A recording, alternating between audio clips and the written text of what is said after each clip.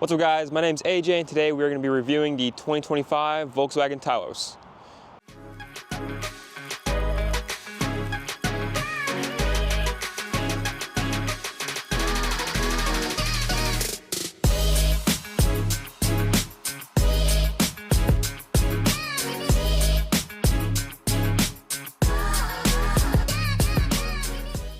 So in the 2025 Volkswagen Taos, you do get the 1.5 liter 4-cylinder turbo, which has the 4Motion, which helps it scoot pretty well. It's pretty quick off the line. It's about a 7-second 0 to 60, so it's a little bit on the slower side, but for a daily, it drives great. It shifts really smooth. It's a 8-speed, and it's really comfortable all around. You have the nice LED package up front with the 18-inch wheels. They come on 275 55s. So this car can off-road, go up mountains, snow, and do everything you need if you're an outdoorsy person. It is very comfortable and smooth. You have your roof racks in case you want to do any kind of hauling or roof boxes.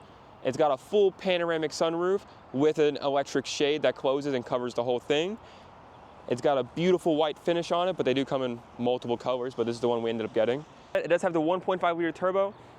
It is pretty snappy, it moves pretty well. It does have some pretty cool turbo noises, but I mean, the car's not made for that. As I said before, you do get that cool LED package with the turn signals. Up here is an LED strip. However, unfortunately, the LED strip does not continue across, as cool as that would be. No light up VW logo or anything like that. Would be a cool touch. This is the SE model we have here. I truthfully don't know the difference between all the models. However, I will confirm the hood weighs like 100 pounds.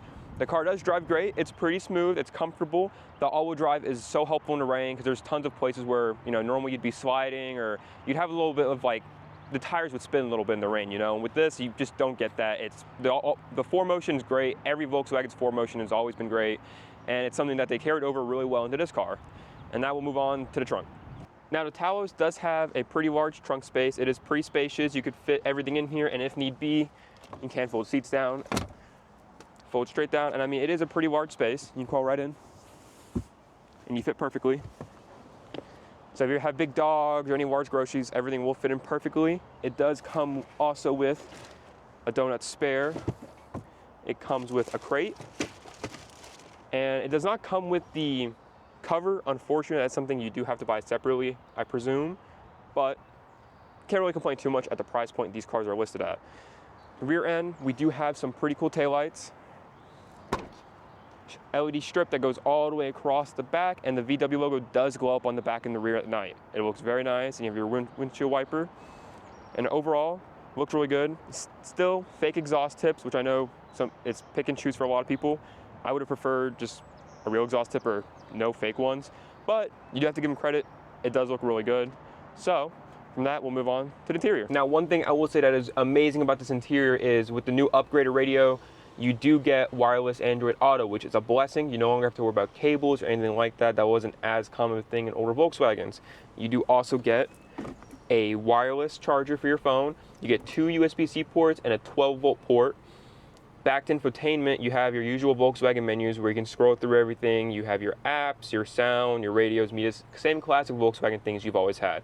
Your car settings, here it tells you the status, the monitoring system, and you also look at your fuel mileage and all that.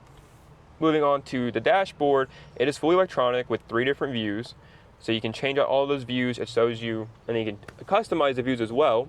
You can show it your music, your navigation, gas mileage, all kinds of crazy things.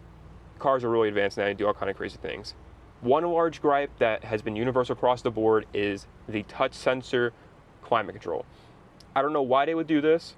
It's a little silly because when you're driving on the road, you're not thinking, oh, let me like swipe my finger back and forth across the screen to get, you know, the temperature I want. That's unfortunately reality now. There's no physical knobs anywhere. Everything is touch sensors.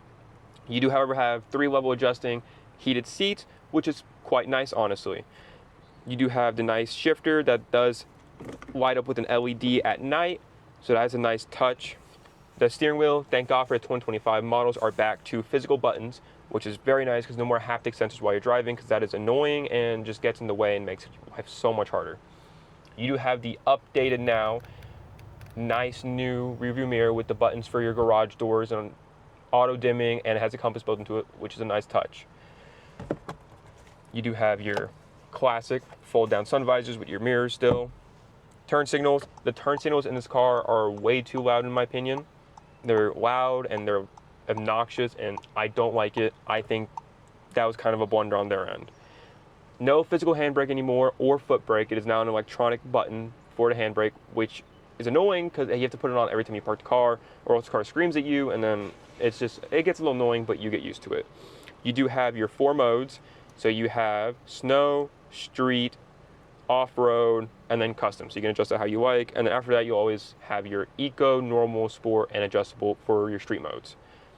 Moving on from that, you do have your glove box, which is kind of tiny. Your center console, which is also still kind of tiny. The seats in this car are very nice, however. It's like a nice suede with like a cloth fabric bolstering. I'm personally not a fan of the suede, just because I feel like they'll get dirty really easily, but it is a nice touch. It looks very clean. You do have a full-size panoramic sunroof with an electronic shade, which I am now closing. But it is very nice. I love it. And then the glass itself also opens, obviously. Moving on from that, you do have your heated mirrors, which is still a very nice touch in the rain. It helps in fogging up. Now your gas gauge and your temperature gauges are separate on your dash. However, they're no longer physical gauges either. They're just little dash marks, and honestly, they're a little hard to read when you're driving. So you kind of just ignore them until it's important, which is kind of a blunder in my opinion, because it would have been really nice to have physical gauges still. This car is equipped with auto off, which is very annoying to turn on and off because I personally just don't like it, but it is great for gas mileage. You also have your parking sensor, which shows you 360 around the car, sensors wise, and then a camera in the rear, which opens. And then from moving on from there, it does have lane keep assist. It also has a collision avoidance, which is always amazing in modern cars. Plus, I've heard it's supposed to make your insurance cheaper.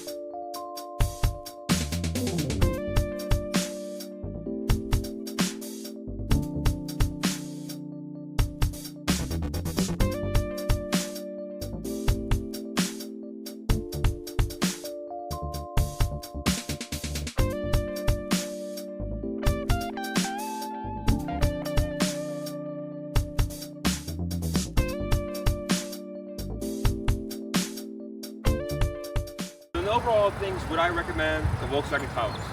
Coming in brand new at $35,000 off the lot, I do think it is a great SUV for the price. You get 4Motion, you get a great infotainment, you get the panoramic sunroof, you get a 1.5 liter 4-wheel drive system, which is amazing and it drives great. You can handle anything you basically throw at it as a daily commuter. Now if you're looking for something sportier along the Volkswagen lineup, this car is not that, but as a daily driver, the car is overall great and I would highly recommend it. It is very nice, it drives super comfortably, you have so much room in the trunk. It looks very good, as do most Volkswagens, and I think it's overall a very good car for money. Now there is a lot of debate on whether or not the car is a Volkswagen or not truly, because most of them are made in Mexico.